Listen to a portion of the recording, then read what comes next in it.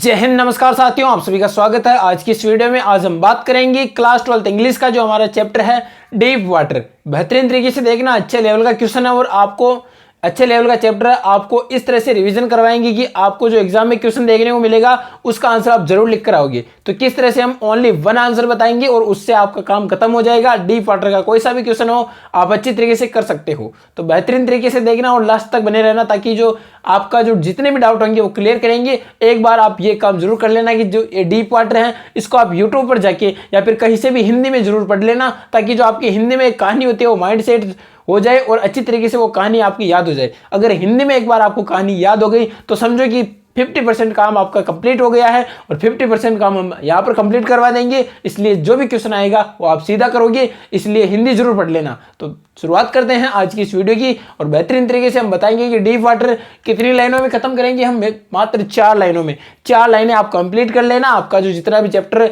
जितना भी आप जो भी इससे क्वेश्चन बनेगा आप लिख कर आ सकते हो। अगर आपको कोई सा भी क्वेश्चन नहीं आएगा डीप वाटर से, अगर इनको भी आप पढ़ के चले गए तो समझो कि आपका काम बन गया 50%। और इनको लिख कर आ जाना, 100% वो नंबर जरूर देगा और ये मेरी गारंटी है। और अच्छे लेवल तक इसको पूरा प्रयास करेंगे, किस तरह से समझना जरूर और लास्ट तक बने रहना, ताकि जो ये 4 लाइनें हैं ये अगर आपने समझ ली तो डीप वाटर का कोई सा भी क्वेश्चन आप नहीं छोड़ के आओ, ये गारंटी है। चलो शुरुआत करते हैं, डीप वाटर को बेहतरीन तरीके से समझते हैं।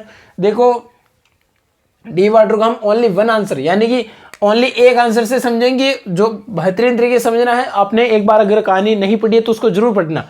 पढ़ने का कारण ये है कि आपको थोड़ा बहुत तो समझ में, पूरी कहानी रहेगी हिंदी में तो ये समझ में आ जाएगा, वरना इसका कोई मतलब नहीं, आपको कोई समझ में नहीं आएगा। इसलिए कहानी जरूरी है, हिंदी में याद कर लो बस, फिर इन 4 लाइनों को याद कर लेना, आपका काम बन जाएगा। तो चलो शुरुआत करते हैं हम। देखो द स्ट्रॉन्ग, इसमें हम क्या करेंगे, थोड़ा सा आप मोटा मोटा जानकारी में दे देता हूँ। इसमें क्या होता है, एक पुल होता है, YMCA नाम का पुल होता है। इसमें क्या है कि जो विलियम डगलस है, लेखक है, जो पुल के पास रहते हैं, वो स्ट्रॉन्ग आदमी आता है, उसको धक्का दे देता है लेखक को।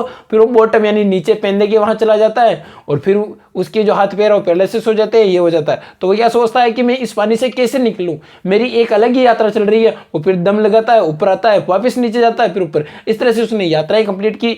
तो वो आप अगर हिंदी में कंप्लीट करोगे पार्ट तो अच्छी तरीके से समझ में आ जाएगा। तो चलो इसको शुरुआत करते हैं।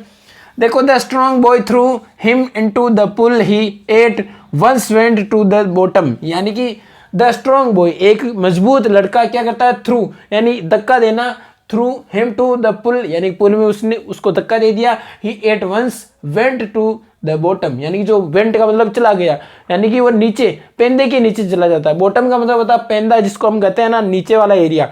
पुल का जो नीचे नीचे की जो सतह होती है, निचली सतह, उसको बॉटम कहते हैं, पेंदा कहते हैं।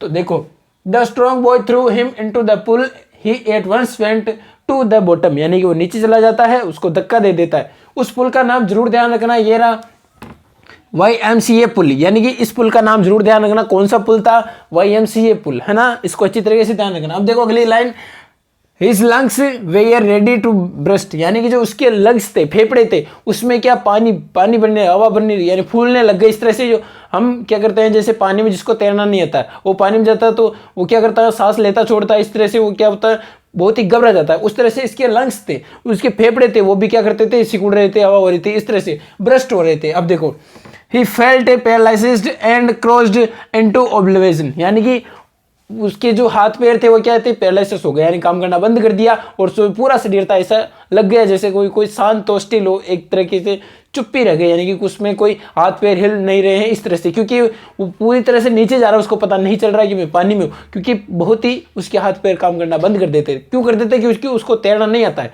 तो वो क्या करता है, पानी में जाएगा तो सीधे सीधे जाएगा, हाथ पैर नहीं हिलाएगा। तो वो समझ रहा है कि मेरे हाथ पैरालिसिस हो गए हैं, इसलिए वो घबरा जाता है। अब देखो आगे, ही was sized by the terror, यानी कि जो वो पानी का, यानी कि यहाँ पर ये देखो, he was seized the terror icy horror would be grab his heart, यानी कि जो उसके दिल में, हर्ट में, यानी कि जो उसका दिल है उसमें टेरर यानी कि भय। टेरर का मतलब क्या है, यहाँ से भय। आपने देखा होगा एक शब्द टेररिस्ट, इससे मिलकर बना होता है टेररिस्ट। टेरर का मतलब क्या होता है, भय होता है। क्या होता है, भय। तो उसके मन में एक भय बैठ गया, किसका, आईसी हॉरर, यानी कि जो पानी है उसका भय बैठ गया, उसके अंदर की पानी से डर लगता है। यानी हॉरर मतलब क्या होता है, डरावनी चीजें होती है ना, वो हॉरर। तो would be grab his heart, इसकी यानी कि उसके हृदय में क्या होता है, जो पानी को लेकर जो भय था वो और अधिक बढ़ गया। अब देखो आगे, डगलस लर्न, वो क्या करता है, मैं सीधी शॉर्टकट बता रहा हूँ इसलिए वो क्या करता है, फिर जैसे पानी में चला जाता है, पहले से सो जाता है, फिर भी वो क्या करता है, प्रयास करता है, वो नीचे जाता है, ऊपर आता है, नीचे, यानी कि वो अपनी यात्राएं पूरी करता है। आपने पार्ट पढ़ोगे आपको पूरा समझ में आ जाएगा, मेरी गारंटी। इसको आप देख लेना और पार्ट को पढ़ लेना, कंप्लीट हो जाएगा डीप वाटर। अब देखो लास्ट लाइन हमारी क्या है कि विलियम डगलस यानी डगलस लर्नड, यानी इसका मतलब होता है सीखना, स्विमिंग, यानी स्विमिंग का मतलब होता है तैरना। तो क्या करते हैं वो, with the help on an structure, यानी कि वो स्ट्रक्चर यानी कोई सिखाने वाला रखता है कि मेरे को तैरना सिखा दो। लास्ट में क्या होता है, विलियम डगलस उसको एक जो इंस्ट्रक्टर होते हैं, जो स्ट्रक्चर मतलब होता है सिखाने वाला, और जो ये सीख रहा है, क्या सीख रहा है, स्विमिंग यानी तैरना सीख रहा है। किस तरह से सिखाते हैं वो पार्ट पढ़ना, आपको समझ में आ जाएगा। यानी जो स्ट्रक्चर होता है वो क्या करता है, इसके एक रस्सी बांध देता है विलियम डगलस की और इसको छोड़ देता है तैरने के लिए। वो बोलता है कि ऐसे ऐसे स्टेप करो, आप सीख जाओगे। इस तरह से स्ट्रक्चर रखता है ताकि वो जो उसका पानी का डर है वो खत्म हो जाए। ये था हमारा डीप वाटर। बेहतरीन तरीके से हमने समझाने की कोशिश की है। अगर आप एक बार हिंदी में जरूर इसको पढ़ लेना, पूरा समझ में आ जाएगा, मेरी गारंटी है। 4 लाइनें आप याद कर लेना, अच्छे लेवल की आपकी कंप्लीट हो जाएगी और बेहतरीन तैयारी आप कर सकते हो। और अच्छे लेवल की जो इंग्लिश में आपका सपना है 95 बनाने का, वो आप जरूर हासिल करोगे।